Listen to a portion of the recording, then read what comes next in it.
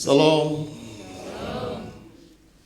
Saya menyapa yang terhormat pejabat Bupati Soe atau yang mewakili, Ketua ST Soe, Bapak siapa lagi? Maaf. Bapak Kaseko, Bapak Jeffrey. Ya, sorry. Kelihatannya waktu itu saya usia lebih dahulu Bapak waktu itu. Kemudian Bapak Mama dosen ST Soe, salam. Hamba-hamba Tuhan yang diberkati, wisudawan wisudiwati salam, angkatan ke-13. Sudah 13. Biasanya orang bilang 13 itu angka sial, di gereja 13 itu angka berkat. Orang tua anak-anak yang diwisuda salam, para undangan lain yang kami tidak sebutkan namanya, tapi saya harus sebut juga Mama Ketua Klasis Ketua Klasis Soe, salam Mama Keti dan kawan-kawan pendeta semua yang ada di sini. Mohon maaf saya tidak tampilkan slide, ada 1-2 soal teknis. Tema besar kita adalah tentang moralitas, mentalitas, dan integritas Laskar Kristus.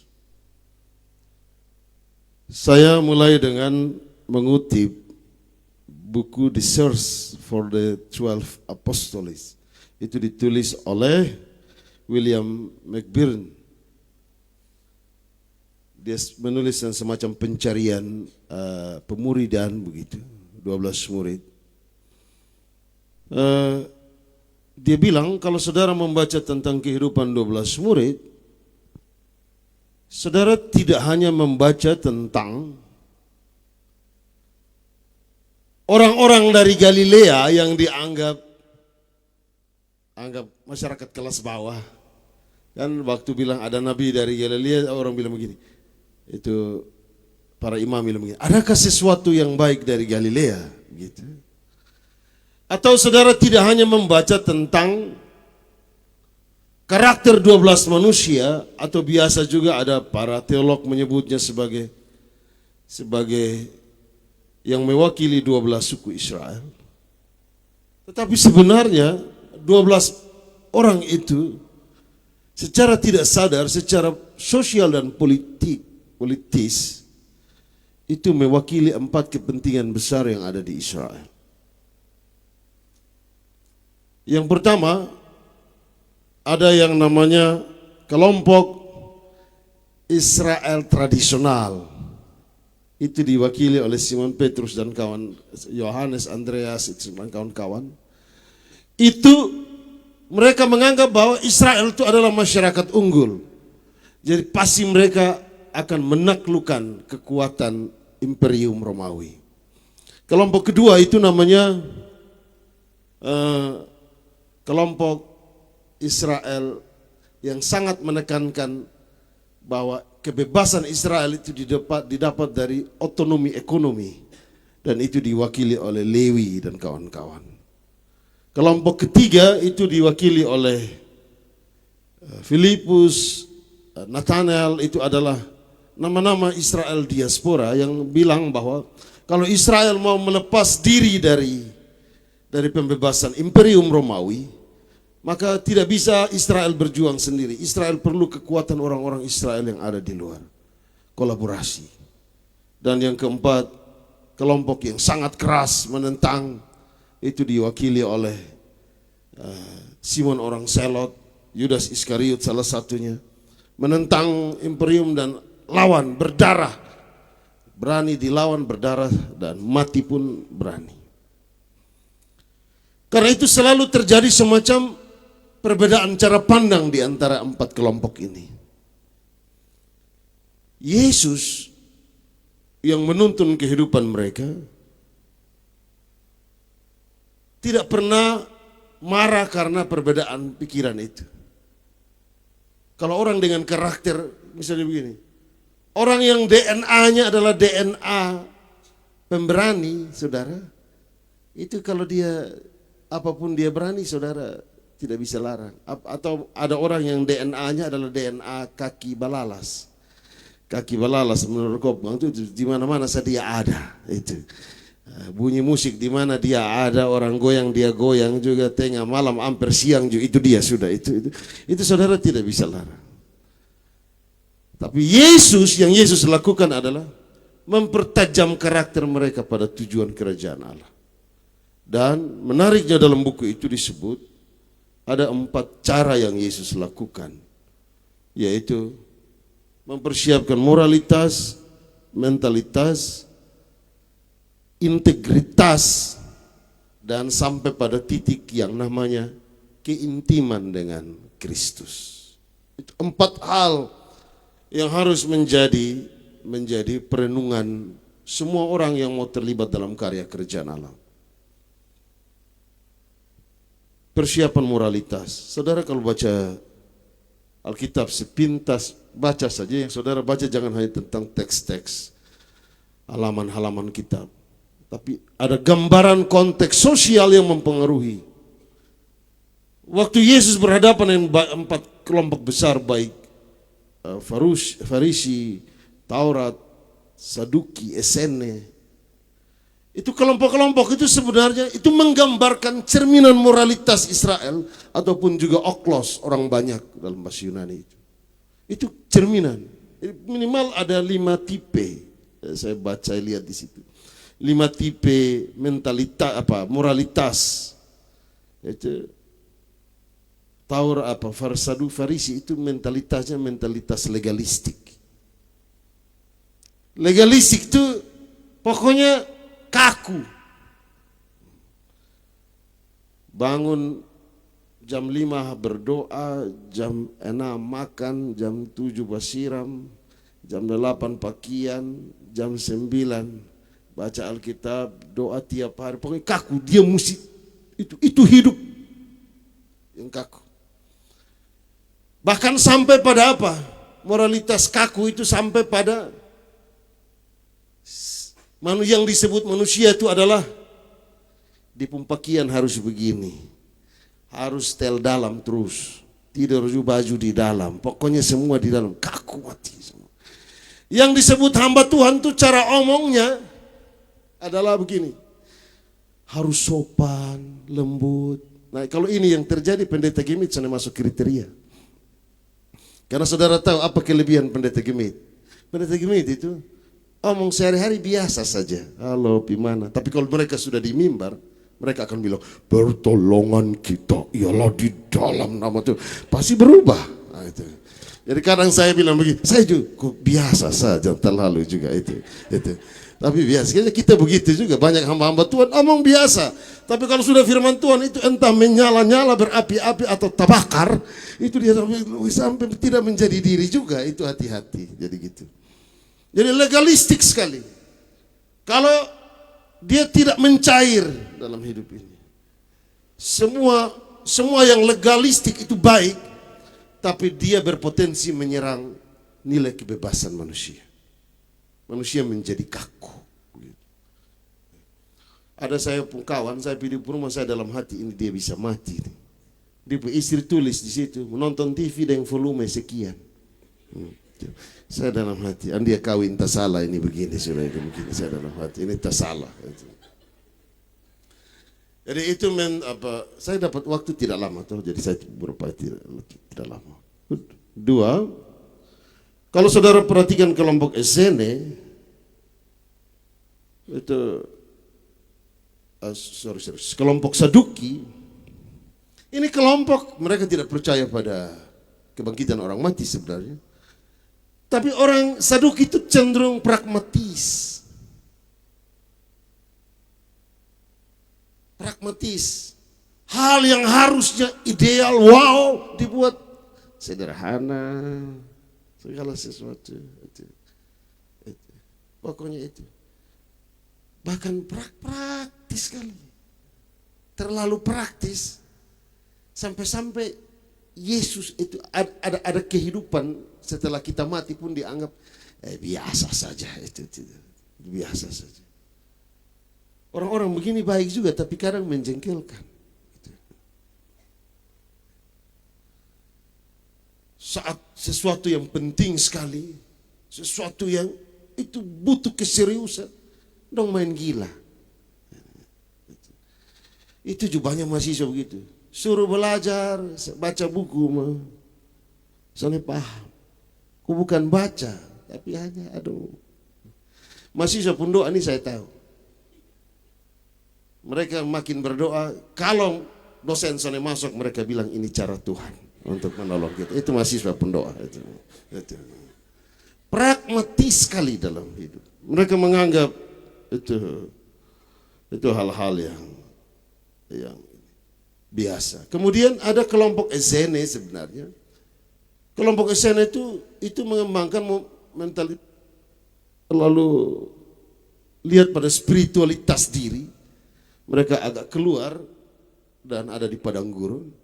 Mereka menjadi orang-orang yang menarik diri dari dunia.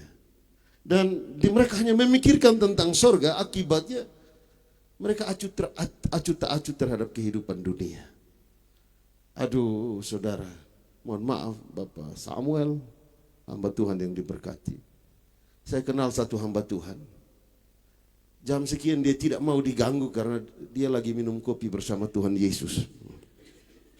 Saya dalam hati, Yesus ada urus masalah Ukraina, Rusia di sana.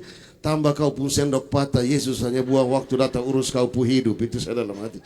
Kau terlalu apa sebenarnya? Kau Yesus juga hanya harus urus kau pun hidup itu kayak terlalu memikirkan sorga sampai lupa bahwa surga juga ada di depan mata. Bukan hanya sesuatu yang jauh di sana, tetapi sesuatu yang ada di depan mata. Bahkan sebenarnya Calvin itu meminta kita untuk spiritualitas keterlibatan kita. Kita boleh dekat dengan Tuhan tapi sekaligus terlibat dengan dunia. Itulah spiritualitas sejati, kata Calvin. Nah, moralitas model ini tidak tepat dipersiapkan, tapi kemudian juga Yesus menghadapi ada namanya moralitas pemberontak. Moralitas pemberontak ini ya kaum selot. Pemberontak. Saya mau kasih ingat saudara. Saya bergumul cukup lama dengan anak-anak saya, adik-adik mahasiswa. Bagaimana dunia ini sedang siap kita anak-anak jadi pemberontak. Game dan segala macam itu sebenarnya sedang mempersiapkan anak-anak kita menjadi pemberontak baru. Penemuan-penemuan teknologi, masa manusia harus disamakan dengan kecanggihan AI, kecerdasan buatan. Itu kita itu mesti proses. Ini manusia pencerdas nih melebihi. Manusia didesain oleh penemuan-penemuan. Pada akhirnya kita menjadi pemberontak-pemberontak. Pemberontak itu tidak apa-apa juga. Tapi memberontak, sikap pemberontak itu menutup diri untuk terjadinya sebuah persekutuan yang kuat. Dan tantangan Yesus juga ya soal moralitas pada masa itu sebenarnya soal moralitas ikut arus. Oklos orang banyak. Ikut arus itu saya terkejut, mohon maaf. Ini survei resmi dari Bawaslu RI.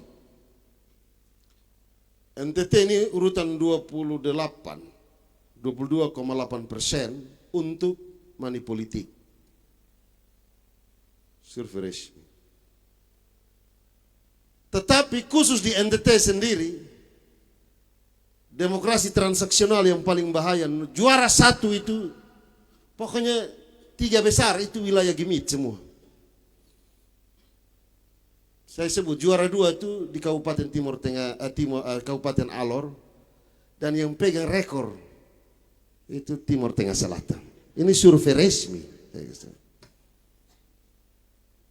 Berarti ini kok mama tidak ada arti lagi. Satu datang AUSI. Ya kita satu ini kita sudah ini. Satu datang begitu. Ini manusia suka ikut arus. Satu datang ini. Kita tuh begitu. Sekarang ini ada keributan soal akun Fufu Fafa. Kalau di soal kita bilang akun Fafi.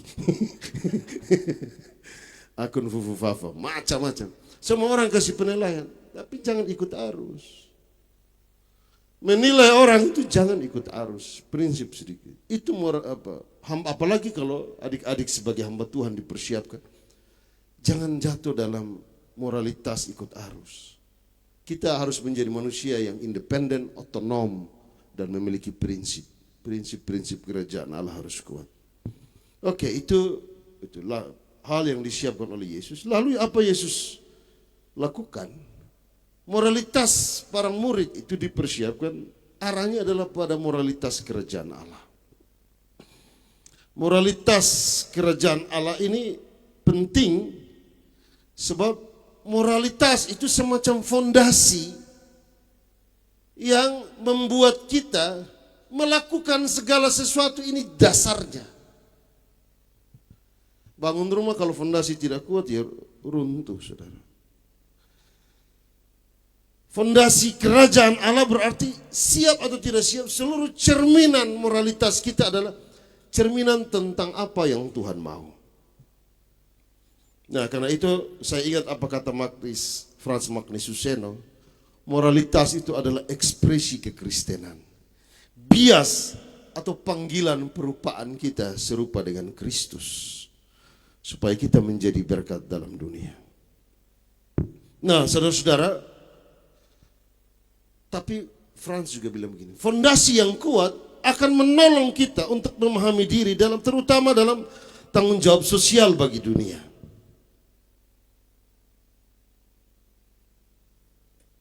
Kalau kita punya fondasi moral itu kuat, saudara. Coba perhatikan itu.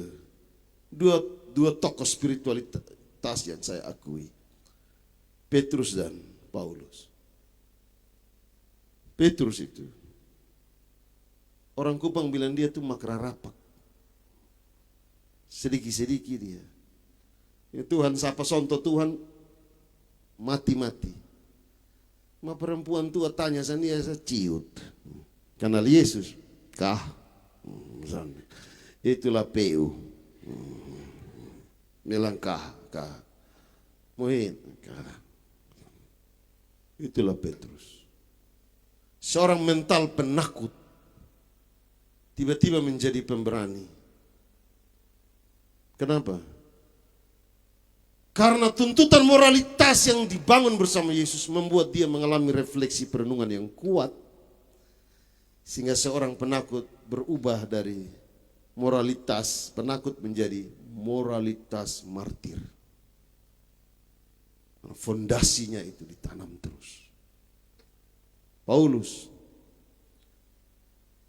itu menurut saya adalah rasul yang paling tersakiti. Mungkin dia pernah menyakiti. Saudara yang pernah menyakiti mantan-mantan itu, saudara siap disakiti di masa depan. Itu saya kasih ingat itu. Apalagi kalau cinta LDR. Dia video call, dia waktu sana tahu yang di sebelah itu ada call. Waktu sana tahu. Saudara, salah satu rasa sakit Paulus misalnya di jemaat Korintus. Jemaat Korintus itu kan terpecah 4. Ada golongan Petrus, ada golongan Yesus, ada golongan Apolos, ada golongan Paulus. Tapi yang jadi sasaran tembak itu Paulus. Kenapa? Karena mereka bandingkan dia dengan Apolos. Soal khotbah tidak bisa. Apolos itu seorang siswa lulusan dari sekolah filsafat Alexandria yang sangat terkenal dan maju. Dia tidak bisa dibandingkan dengan Paulus. Tetapi dia punya kebesaran hati luar biasa. Dan inilah ini hebatnya. Sebenarnya kalau hamba Tuhan yang punya kebesaran hati itu luar biasa. Inilah hebatnya ada dalam bingkai kerajaan Allah. Apa dia katakan? Orang hina-hina dia tapi dia bilang, aku menanam, Apolos menyiram, tapi Tuhan yang memberi pertumbuhan. Tidak, dia tidak kasih salah siapapun. Dia menempatkan posisi dalam kerendahan. Itu yang disebut dengan nama moralitas apostolik. Moralitas apostolik adalah moralitas yang melihat pada karya-karya Allah, apa yang harus kita lakukan bagi Allah sebagai murid Kristus, bukan melihat pada kesalahan-kesalahan. Saya kira sampai di situ, saudara-saudara. Saya mau bilang begini, moralitas yang kuat akan membentuk mental kita. Mental kita. Pak Samuel ini keliling kiri kanan, penginjil, kadang pernah diancam juga, Pak. Saya pernah alami satu pengalaman, kami beribadah di satu daerah mayoritas. Saya ingat kami menyanyi lagu, kami puji dengan riang, orang datang marah, jadi kami begini, kami puji dengan riang. Takut, Bapak, takut. Tapi orang bermental Kristus, makin dihambat, dia makin merambat. Jadi moralitas mental, pada akhirnya itulah yang akan mengekspresikan integritas kita.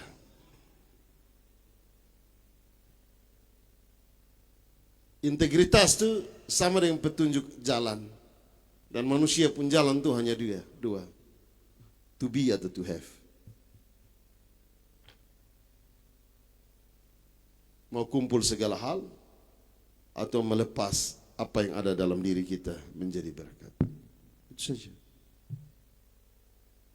Karena jalan tertinggi kehidupan ini adalah jalan menuju jantung Allah. Saudara menjadi orang-orang yang intim dengan Kristus. Saya pada kesempatan ini mengucapkan selamat bagi adik-adik mahasiswa yang sudah diwisuda Sekolah Tinggi Teologi SOE, yang terpanggil untuk mencerdaskan kehidupan bangsa, tapi sekalian juga untuk generasi-generasi gereja. Sinode boleh berbeda, Pak. Liturgi boleh berbeda. Ibadah boleh berbeda. Tapi Tuhan Yesus tidak pernah berubah.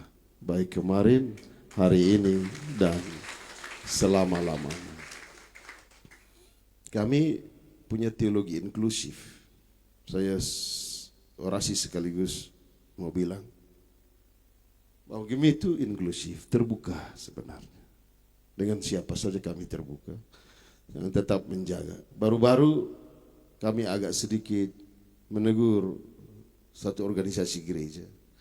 Itu karena seluruh pendekatan sudah dipakai tapi tidak pernah mau. Sehingga kami menegur. Padahal sebenarnya Gemit ini terbuka. Warga Gemit ini dia butuh banyak kecerdasan. Tapi saya kasih tahu saja. Semua angin boleh kuat. Tapi Tuhan juga pakai Gemit. Tuhan yang tidak berubah itu sampai selama-lamanya. Saya kaget. Data-data kita menunjukkan kenaikan luar biasa. Selamat kalau ada sesuatu yang bisa dikolaborasi. Mari kita duduk untuk bekerja. Karena memang TTS ini kota yang diberkati. Dia kota yang punya catatan sejarah. Sekolah Teologi Inti Makassar itu dimulai dari TTS. Dan ada saatnya juga mungkin Gemit juga akan berpikir serius untuk menjadikan TTS itu berbeda. Karena inilah basis-basis pelayanan. Selamat Pak. Selamat Pak Samuel bersama teman-teman, kawan-kawan dosen yang luar biasa hebat. Untuk hari ini, moralitas, mentalitas, integritas sebagai laskar Kristus itu tergantung pada sejauh mana keintiman kita dengan Kristus. Karena soal daya tahan hari ini sampai selama-lamanya. Tuhan memberkati. Salam.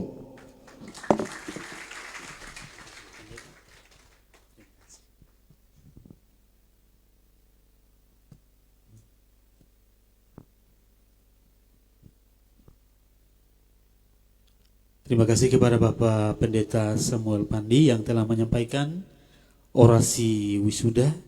Kami doakan Bapak bersama dengan keluarga dalam pelayanan dimanapun berada, Tuhan tetap menyertai.